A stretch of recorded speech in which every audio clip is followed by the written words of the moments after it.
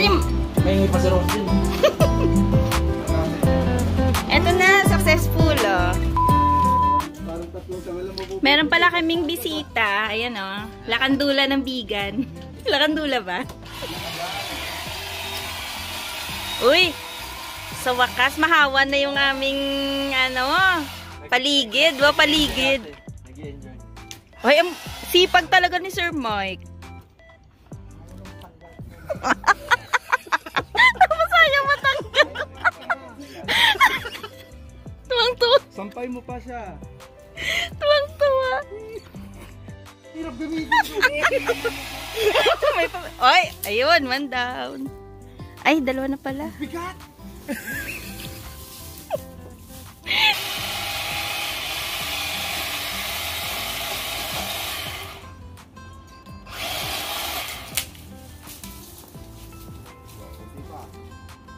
Mga 3 na lang.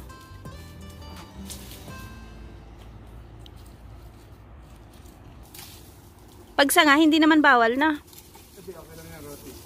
Bawas lang. Yung magandang hawanin, oh. Yung mga bush. Sa sunod yan na yung papaputol ko kay Dadong.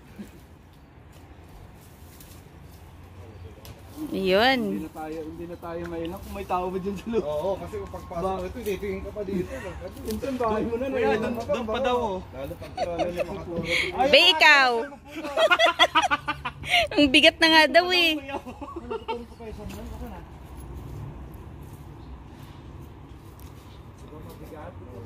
May liwanag ang buhay. Oy, try ni Dadong. Ayan.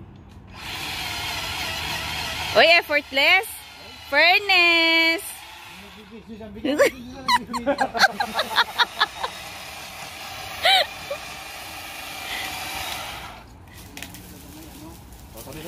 Kailangan talaga may salamin sa nito. Kasi may mga nalalaglag.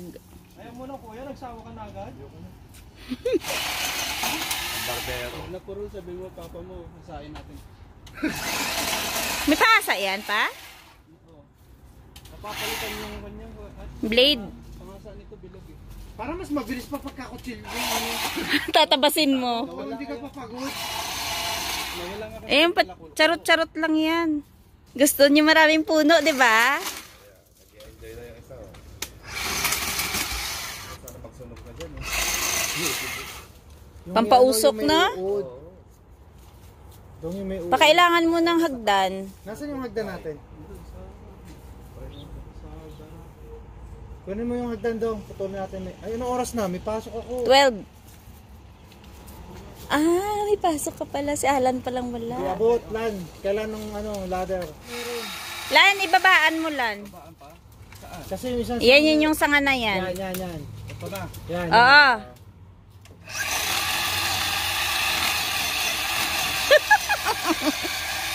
O, in fairness, itatawid. Itatawid niya, itatawid. Ito na yung isa eh. Hindi pa kayo pinaretso. Mas malaki na yung naputol dun. Sa ilalim mo ilagay. Pag hayaan mo lang siya na kakainin niya yun. Nasa dulo lang kasi. Baka lumipad. Baka lumipad dito yung uod. Yan. Yan. Uod kay Rose. Parang gusto mo din try. Ayoko nga. Ikaw kaya, be. Ikaw kanina pa turo ng turo. Manuno ka, be. Hindi mamatay sa bigat mo, mamatay sa uod. Unang participant natin. Sabi mo, magaan ka na. Bumaba na ng, di ba? 20 kilograms.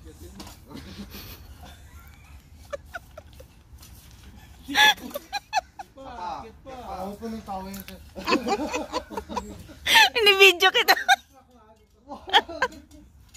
Pakitsahan nga dito ng isang pungpong ng ano.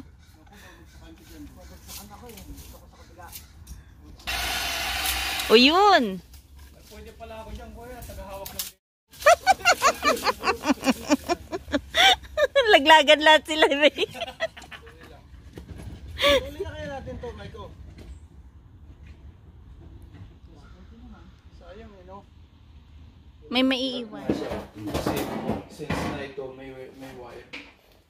Ayan, dalawa na sila yung nanira dyan, no? Ano na yung status ng ating exhaust dyan? Ito lang list. Let's say, Hindi nila magawa-gawa. Ah, yan. Ilulusot pala dyan. Oh. Ito. Pero mas mahirap pa yan kaysa sa sahig ah. Hirap talaga. Hindi ko naman... Porte. Hindi ko naman... Hindi niya linyada. Hindi sa linyada. First time akong magkabit niya. Pag binutasan ko to,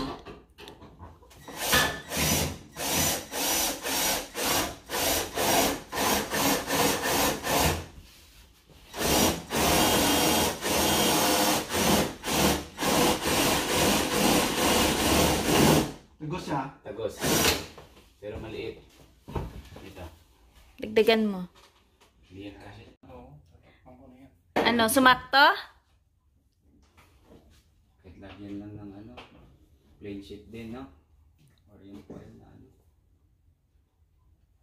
May ano ba? May awang? Ito, pwede naman ito kung hindi ganyan. Pero mas madali siya Ilagay din. para hindi na siya bubuka-buka doon. Ito yung dugtungan niya, oh. Mas madali yung dugtong kasi mas manipis yung ano, tapos dito na siya mag-set.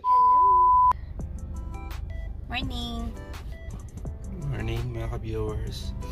Parang medyo ano pa, Gigising lang. kagigising lang. Yan, bago po pala ang lahat, wag pong kalimutan mag-like tsaka mag-subscribe po sa aming channel. Maraming salamat din po sa palagi niyong panonood sa mga videos namin. Sa lahat ng suporta, sa hindi pag-skip ng ads. Ayan, maraming salamat po Maraming salamat sa mga naka-appreciate. ng mga videos namin.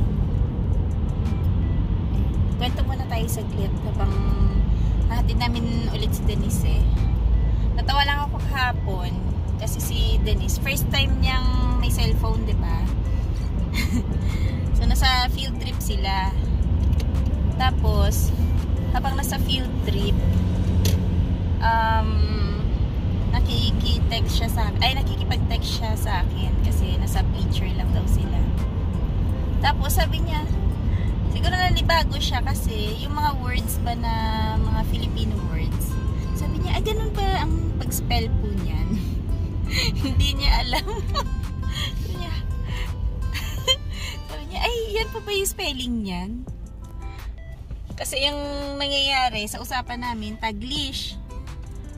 Kasi syempre, sanay na nga siya sa English. Although nagtatagalog siya, kaso lang yung spelling, hindi niya alam. Siyempre pa, hindi kasi kahit na marunong siya magsalita ng Tagalog. Hindi na niya alam kung ano yung spelling.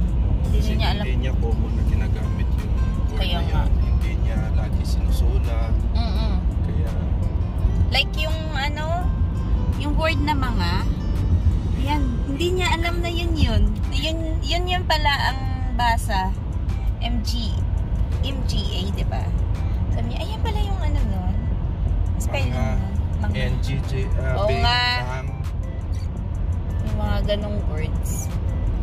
nga. Natilaw na ang mga puno. Fall, my favorite season. Favorite mo? My favorite season. Ang ganda oh, ang dilaw na.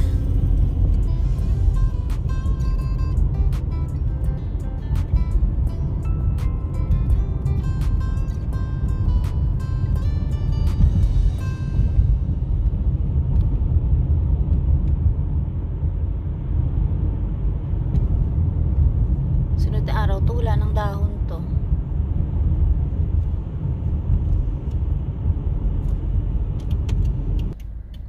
Yan, may pinabasa ako kay Dadong. Isang post ng kababayan natin na isang taon na daw siya dito sa Canada pero hindi pa siya nakahanap ng trabaho. Asawa niya pang araw na trabaho.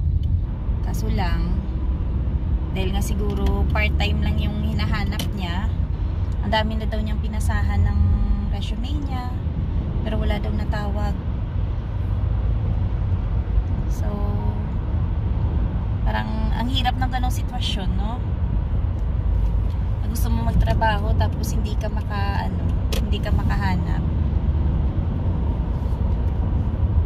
Part-time kasi mahirap din. Tsaka maraming factor din no, na hindi ka rin makakahanap agad gawa ng yun nga yung mga ano daw dito, yung mga employers daw dito usually hinahanap full time. Kasi yun nga yung sabi niya bakit sinasabi nga maraming trabaho pero hindi nga siya makahanap. May factor nga, yun nga, kung halimbawa yung time mo hindi sakto dun sa ina-applyan mo, syempre hindi ka matatawagan. At ang isa pa siguro kung yung mga experiences mo, yung mga ganun, baka hindi din sakto dun sa ina-applyan mo. Siguro ang mga pinasahan niya hindi nagkahanap ng part-time. Kaya yun nga siguro ang factor doon, hindi siya makakakuha ng trabaho. Pero ano lang, taste lang, tsaga-tsaga lang, enjoy mo muna. Total 1 year ka pa lang naman dito. Kaya na misis yan. Kakayanin. Nakaya nyo ng 1 taon, so baka hindi pa ito yung right time na makahanap ka ng trabaho. Baka sa sunod ng mga araw, diba? Swertehin ka. Tsaka yun nga, sabi ng iba, maghanap daw ng daycare. Nasa yung susi. Ang kaso mo, yung daycare dito kasi ang mahal. So baka ang mangyayari, baka yung sasahurin mo, yung part-time mo doon lang mapunta. Oo, doon lang mapunta. Kaya yun din yung medyo mahirap na part sa buhay ng mga tao na nagpunta dito na may mga anak. Ano pa? Saka isa pa siguro baka yung lugar nila konti lang yung mga store na mga ganyan nabukas sa mga ganong oras. O kasi yung mga store kasi dito, like yung mga grocery stores, usually until 7, 8 mga ganon, or pinaka late 9 magkakape muna kami ni Dado. More cheese or something? Oo, wala.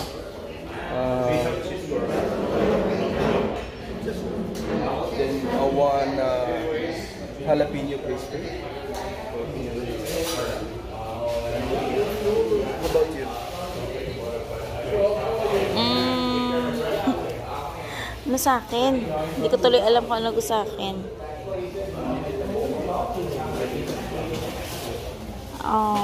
Cinnamon raisin pa. Ito, bagel. Pa?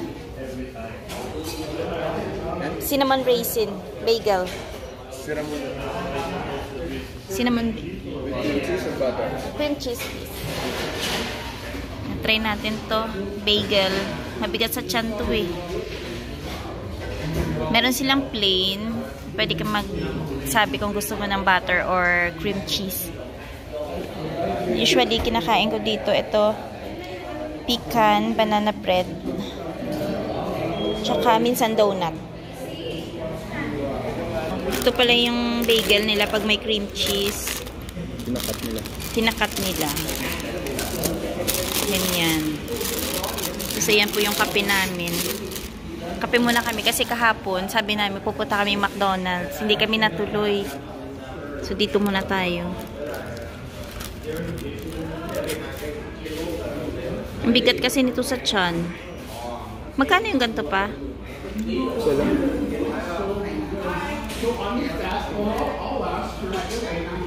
Masarap. Wala nga tao dun pa sa kabila, oh.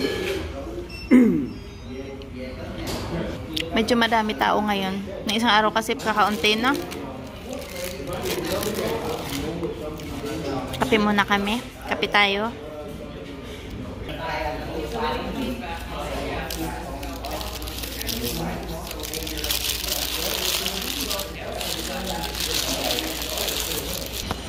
Tapos ka na magkape? Ituloy natin yung kanina, yung sinasabi natin na about dun sa kababayan natin. Pwede siya pa mag-ano pala, no? Like, skip the dishes or mag-Uber, ano? Kung halimbawa man na... Pwede kapag yung nahihirapan siya for the meantime, ano siya. Para may income lang siya, no? Kahit paano may maitulong siya sa asawa niya na... Posible naman siguro na hindi siya makakuha ng skip. Skip the dishes or Uber, ganun. Yun na lang ang pwede niyang gawin sa Yung pwede niyang gawin. Kasi, yun nga, hindi naman lahat talaga pagdating dito, suswertehan mo na makahanap ka agad ng work, eh, no? Lalo na yung time mo. Yun kasi yung importante. So, yun yung, yung mga sitwasyon dito, minsan na yung mag-asawa, pag pumunta dito sa Canada, lalo pag may anak, isa sa inyo talaga, medyo magparaya or magtiis muna. Oo. Siya muna yung mag-alaga sa anak nyo, lalo pagka baby pa. Yung isa, mag-full time. Yung isa naman, kung swerte na yun na makahanap ka ng part-time mo. Kagaya nito sa isang kababayan natin na yun nga, nahirapan siya gawa ng time niya is medyo hindi sakto dun sa hinahanap siguro ng mga ina-applyan niya. Yun, wala siyang application niya. So, yun, inabot siya ng mahigit 1 taon na walang walang work. Kaya pansamantala mag-Uber siya. Mag-Uber o kaya mag-skip. Kahit papano meron siyang ma-share na tulong para kung gusto niya talaga na makakita ng income. Ganun na muna daw habang nag-aantay siya ng mga response sa application niya. O malay mo, isa sa mga pasahero niya sa huli. Oo nga, malay mo, no?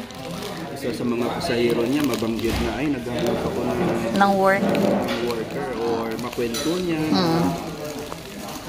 Nag-Uber sa pansamantala kasi hindi pa siya nakahanap ng regular na trabaho, no? Oo, kasi minsan kapag yung asahan mo lang yung mga pino-forward mo na application.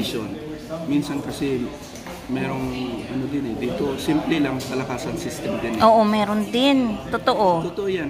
May palakasan system din. Pag wala kang kakilala sa ina-applyan mo, deadma din yung application mo. Correct. Kahit din naman sa trabaho, minsan magugulat ka na lang mayroong mga pumapasok doon sa pwesto na hindi naman sila nag-work doon.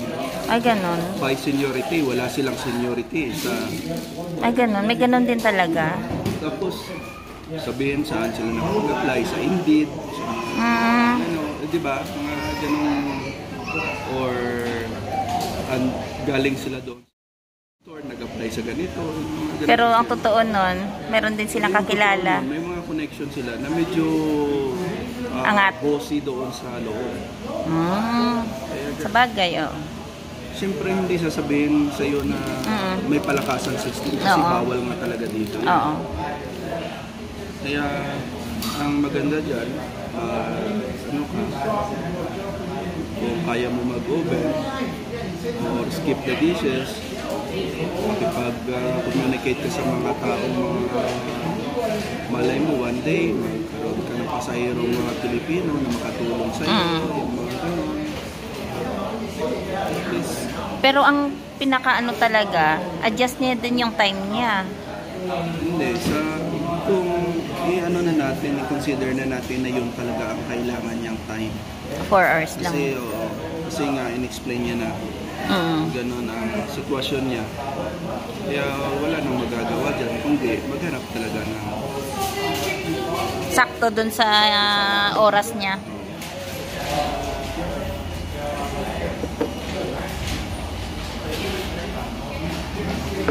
Wala na? Wala na pa naman naman. Oo, maulan ngayon. Simula pa kahapon yung ulan eh. Ito yung sign na palamig na talaga yung panahon dito sa amin.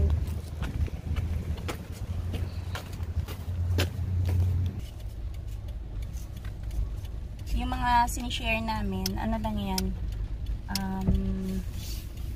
atras kami. Okay. Papa, oh.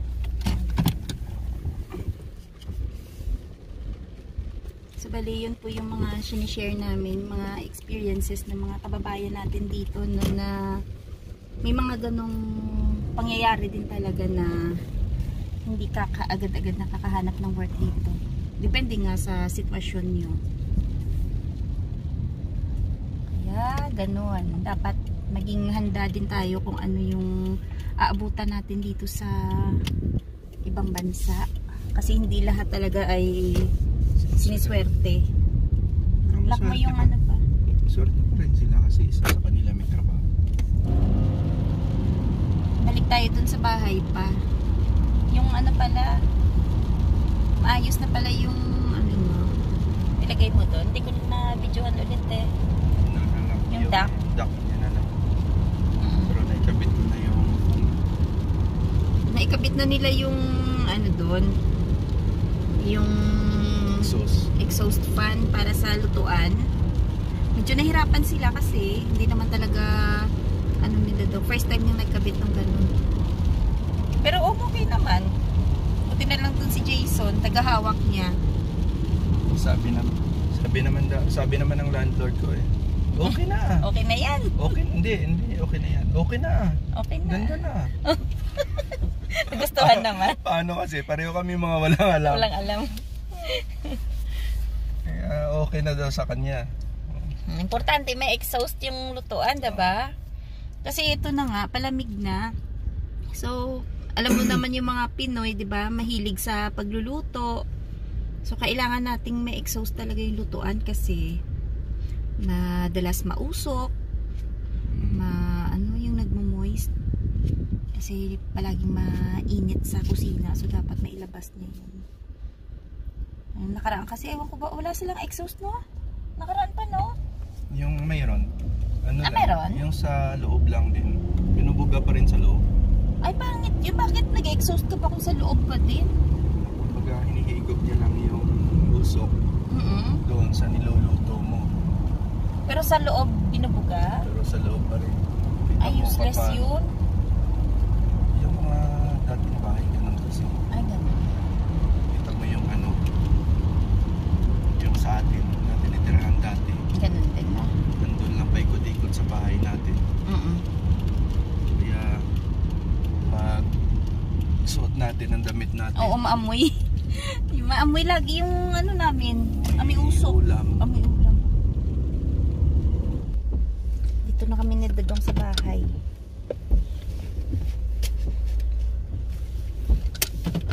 Maulan pa rin. Ayan, tuloy-tuloy yung ulan. Punta nga ako dito sa deck. Yan. Ipag ko lang yung tsinelas.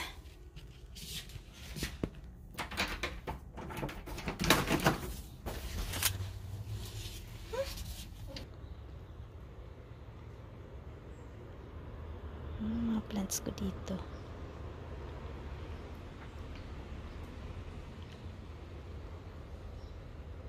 Tuloy-tuloy yung ulan na.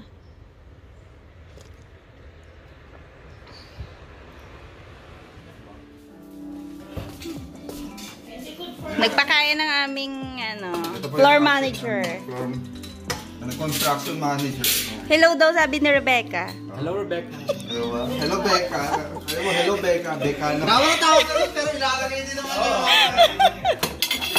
Saway ka. Day off po kasi ng mga construction workers, kaya nandito po sila ngayon. Minsan na kami magkita-kita dito. Pero, siyempre, pag nagkita-kita, may pakain. May pakain yan, siyempre. Salamat sa palibre, ha? Sama ko, Sir Lawrence. Hindi napunta kay Sir Lawrence. Shoutout mo sa Pabebe. Si Pabebe, si Bebe Love. Bebe Love, salamat sa pakain, sabi ni... Hindi naman yata nanonood si Bebe Love? Sabi mo manood na si Bebe Labs. Hindi naman yata nanonood? Sa susunod kasama siya sa mga vlogs. Alam, balak pa, parang tayo susundo sa Italy. Wow, makatayo siya. Sama yata ako eh. Yung batch nila kuya sa... Uy, kasama ka din daw ate. Sa kuya Alan. Isang buwan lang daw yung council. Nino? Kasama niya. Nino? Kasama niya. Papunta yung asawa dito. Ano yun? Spousal visa? Sige lang. Uy, bakit walang naupo dito sa lamesa? Ano kayo dyan? Uy, doon ka ba yun? Uy, yung lakandula ng bigan dapat nandito sa hapagkainan. Hapagkainan. Lakandula. Kumain ka na nga lang, manang. Oy! May exhaust fan na kami. Ang galing talaga ng aming kuhanin-kuhanin. Galing ni Demolition. Buksan ang ilaw, buksan ang ilaw. Magaling natin Demolition team, hindi yung... Diba? O, diba? Hindi, tama lang. Saan yung... May hingi pa si Ross din eh. Eto na, successful, oh.